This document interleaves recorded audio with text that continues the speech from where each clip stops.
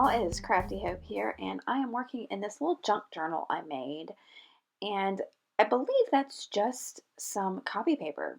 That's the background there that I had sprayed with a couple colors of Lindy's spray. I think when I was testing out the Lindy's after I'd bought it, I sprayed it on some paper, and I kept the paper just because it was pretty, and it got thrown into this junk journal. And since it is so pretty, I decided I wanted to keep it as part of the background of this page. And so that is going to be a little bit of a problem for me because the colors are so pastel and muted and not at all what I'm used to working with. So I decided to start this page just the way I would any other, which is to put down a little bit of collage.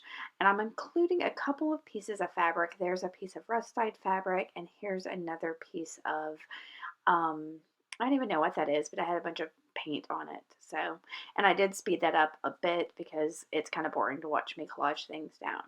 But here you can see I pulled out my color wheel to try to figure out what color I thought would go with that kind of mauvey pink and weird violety color. And I decided to go with a blue. And I went with a really pale blue. This is Deco Arts Americana, and I believe it's called Sea Glass.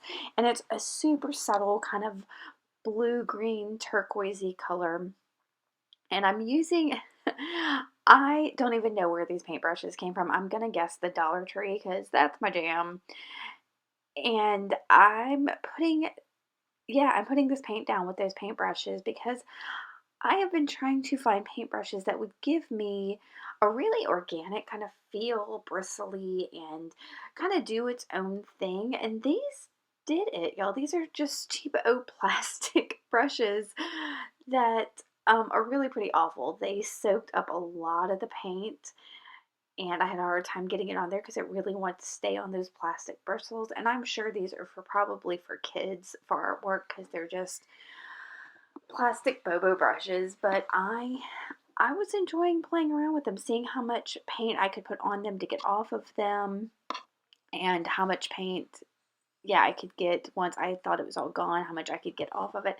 Just making some organic splotches on here with that sea glass color. And it was interesting trying to use a tool, a paintbrush I'd never tried before that absolutely had no natural qualities about it. Just it wasn't even imitation anything. Just plastic bristles. So um now I know that, real artists use good brushes and all of that, and I'm still a real artist. I'm just using an alternative material. So you use what you have and you make it work. I was experimenting with that, and I think I really liked it. It definitely gave me the organic splotchiness I was going for. Now that is a graphite stick. I got that also at the Dollar Tree, and I've never seen them there again, but there's Lyra, which is the kind of approved graphite stick that most artists use that I'll put a link to below. So I got that wet, got a couple splashes down to get that color down, and then scribbled with it real quick across the page. Normally I would do that with my, whatchamacallit, Cibolo all pencil, but I didn't use that in this page. I just used this graphite stick because I really wanted, I guess with all the pastels that were kind of going on in the background, I needed a boost of dark. And I knew that that graphite stick would give that. Now when it dries, you'll see here, it comes in, I guess, in different hardnesses, and some of them are a little bit darker than others.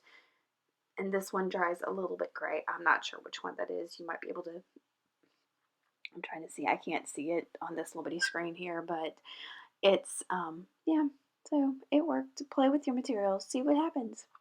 Now this is a hand carved stamp of mine. I decided I needed a boost of bright. I love to use like a bright yellow of some kind to really add a pick-me-up or a boost of happy and things. So I'm using Wild Honey Distress Oxide with one of my hand carved stamps. And then I'm just I really like to blur out the lines of things. And so I'm using a wet paintbrush to just kind of blur that bottom line of this stamp. But then I decided what I really wanted was some ink coming down. So I found an ink that kind of was the same color as that Wild Honey, and it's a Dynaflow ink in golden yellow. And so I'm going to just cover my surface down there because I'm going to just draw a straight line with that ink across, kind of going just across where the top of that stamp was. And get that there and spray some water. And the water, what it's going to do is make that, yeah, make that ink run, but it also kind of blurs my stamps, the definition of my stamps a little, which is, I don't know, not exactly what I want to do, but I know better because I know distress oxides are water reactive, and I worked with it. It's fine. I think it even ran a little bit of that graphite stick. Now, I did try this. I picked up a little bit of some of the water that was left on there just to get it up. And then I'm going to move forward. I picked out a vintage, well, I'm guessing it's a vintage photo. It's an old photo. A friend of mine on Instagram sent me a bunch of different random pictures, and this one was in there. And for some reason, I don't know, I guess I picked this guy because it felt like this page was so feminine, and adding this picture of this guy would make it a little more masculine somehow. I decided to tear it down a little bit, give it, I don't know, not so many straight lines on those edges. And then I'm going to futz with this forever trying to find a place to put it. And I don't know if you can see that. I really liked on this left side how those lines, yeah, I'm going to tear that part down too, lined up. So that, I don't know, they like switch sides. I'm not going to put the picture there, but I really thought that was kind of neat. But it doesn't end up working for me. So you see, I move it there, and I think I'm going to grab just a sanding block, and I'm going to sand this photo down just a little. The bit of shine on it was really bothering me. The rest of the page felt so matte that to add that level of shine just was killing me. I couldn't do it. So then I crumpled the photo up, knowing that when I sanded, especially on a fine grit, it's going to sand down the parts that are raised from where I crumpled it. So yeah, here I'm still playing with that line there, trying to see if I want it there, but I kind of knew where I put that little rusty piece of fabric there, I was gonna want to put my word or my sentiment, or because I like to add words on it, and it just wasn't going to work with the picture being right there. So it's going to get, the picture is going to get moved to the other side of the page.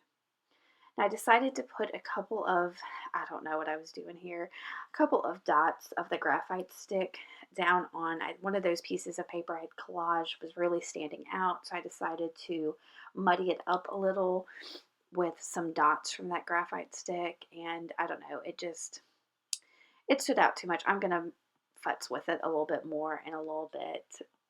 And then I decided I wanted to distress the edges of that picture, so I'm coming back with some more Distress Oxide, and this is Rusty Hinge. So it's a good, yummy rusty color, and I inked that up, and then I'm just going to use my finger to kind of blend it around the edges. I didn't feel like pulling out any of my other tools to try to do that blending. I decided to keep it fairly organic and just do it with my finger.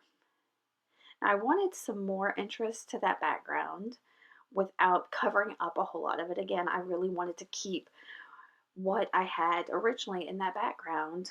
So I grabbed a piece of dictionary paper and I am cutting some wonky circles, just different shapes of circles. I sped this up quite a bit because, y'all, this was painstaking for me to do. Never mind watching me do it. So it's sped up quite a bit so that y'all don't have to watch me cut out. Well, y'all get to watch me cut out every circle, but it's not as much of an ordeal for any of us. So once I have this cut out, I'm going to kind of arrange them. I want a couple on each side of the page just so that it feels cohesive. That's a big thing with me. If you've watched my videos before, I like there to be a little bit of a fairness to each side of the page. So to make it cohesive and flow, that's what I do. Now, I decided I wanted, again, to keep it a little cohesive. I'm using that Rusty Hinge again, and I put it down on my nonstick craft sheet and got that wet, and I'm just kind of doing like, almost like little swirls on the inside of these little dictionary circles to give them a little bit more interest so they're not just plain and get lost on that page.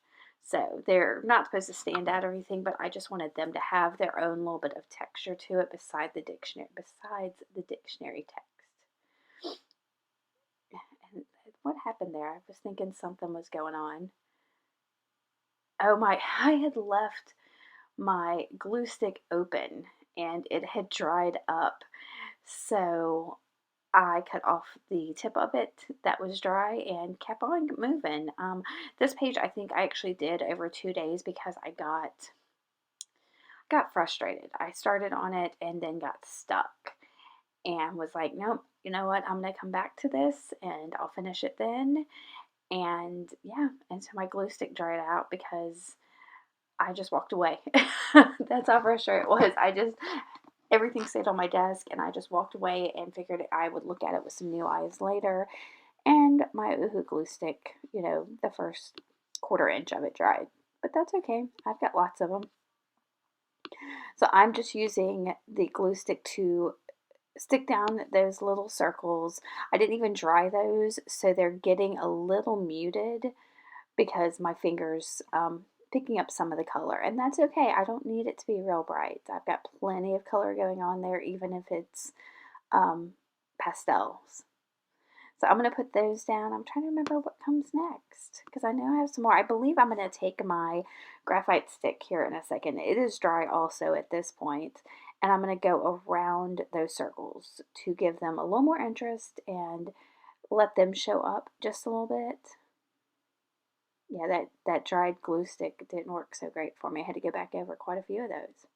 So yeah, I'm just going to go around each of those circles pretty lightly with that dry graphite stick. And then of course I'm going to grab a wet paintbrush and go around those to activate it and let that pop out a little bit. Again, once it dries, it'll become a little muted itself. And then I think I'm going to find a sentiment to put on that page. And what I find, I grab a piece of a novel. You see, I've cut out a bunch of stuff from this novel. It's a large print book. And I looked for the first thing that popped out at me, and it was, it's connected. Now, I think maybe that was partly me trying to convince myself that this whole page is connected, but also that all of these things I did kind of, again, I made it cohesive. One side of the page is connected to the other. Yeah, and I'm trying to think. I think that's about all I'm going to do on this page. I'm going to highlight some of those graphite circles a little bit, but that's it.